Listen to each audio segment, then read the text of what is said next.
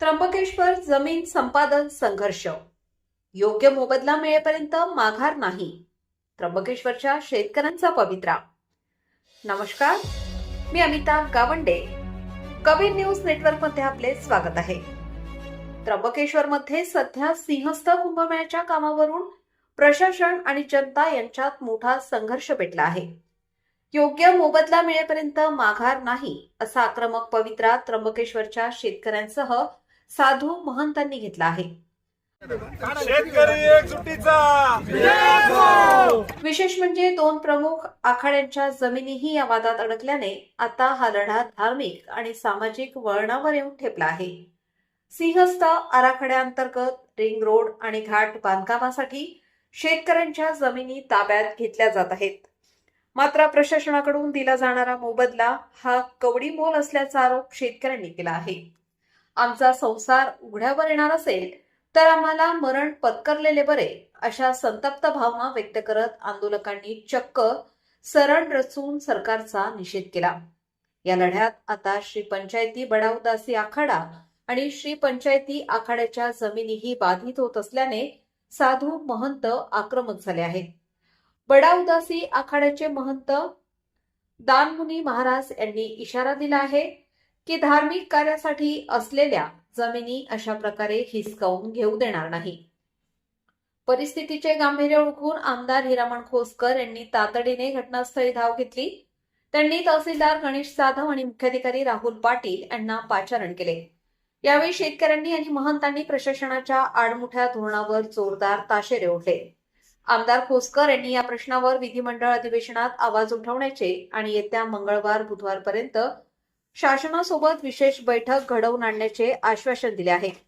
शासनाचा प्रतिनिधी म्हणून 100% आपल्याला मदत करतो. बाकी दुसऱ्या काही एक घडू नाही. माझे हात जोडून विनंती, द्याच्या पैसे देऊन टाका ना. काय आला बस करी थांबायचं नाही. मदत करायची ती मी 100% मदत करणार आहे. सोमवारी फक्त मला परत त्याच्यावर मिटिंग आहे. सोमवारी मी अधिवेशनाला जाणार नाही, पण मंगळवारी बुधवारी मी दिवसातनं 100% जो प्रश्न मांडून आपल्याला फक्त भाव या ठिकाणी घ्यायचे. बाबा असतील, सगळ्याची एक बाजू शेतकरी महिला, मला ते माझ्या बुद्धीला पटत नाही. मी सुद्धा तुमच्या कुटुंबातला माणूस आहे, कुटुंबातला व्यक्ती आहे. शासनाने सुद्धा तुमचं काहीच म्हणणं नाही, फक्त तुम्हाला जे काही किंमत आहे शासनाची, जे काही योग्य भाव ज्या शासनाची जी काही किंमत आहे तुम्हाला मान्य नाही. इथं काही जो चालू भाव आहे 42-45 लाख रुपये गुंठा चालू आहे, त्यामुळे ते पण काही किमान तुम्हाला 6-7 लाख रुपये गुंठा मिळावा ही तुमची अपेक्षा आहे. आता शासनाचा प्रतिनिधी म्हणून शिवसाहेब पण आहेत, तहसीलदार साहेब आहेत. पुढे तहसीलदार साहेब आहेत. तुमची जी भावना आम्ही 100% पोहोचवू. चिताजी रचलेली साहेब खाली चिताजी रचलेली आहे, ती माझी तर विनंती काढून घ्यावा अशी. आम्हाला शासनावर भरोसा नाहीये, आम्ही चिता काढणार नाही.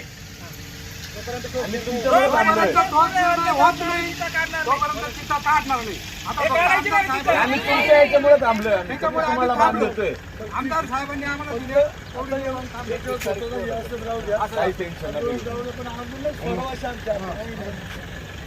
आश्वासनानंतर उद्याचे म्हणजेच 21 तारखेचे सामूहिक आत्मदहन आंदोलन तुर्तास स्थगित करण्यात आले आहे. मात्र तोडगा न निघाल्यास पुन्हा टोकाचे पाऊल उचलण्याचा इशारा देण्यात आला आहे.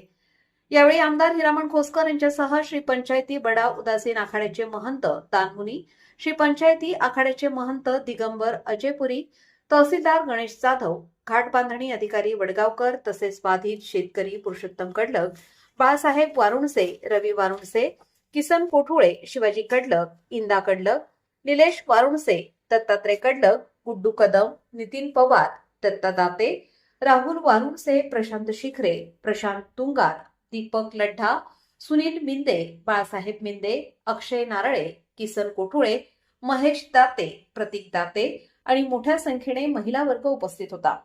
आता सर्वांचे लक्ष राज्य सरकारच्या निर्णयाकडे लागले आहे.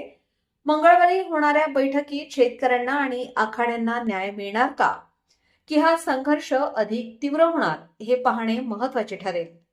ताज्या घडामोडींसाठी पाहत रहा कबीर न्यूज नेटवर्क, त्र्यंबकेश्वर. धन्यवाद.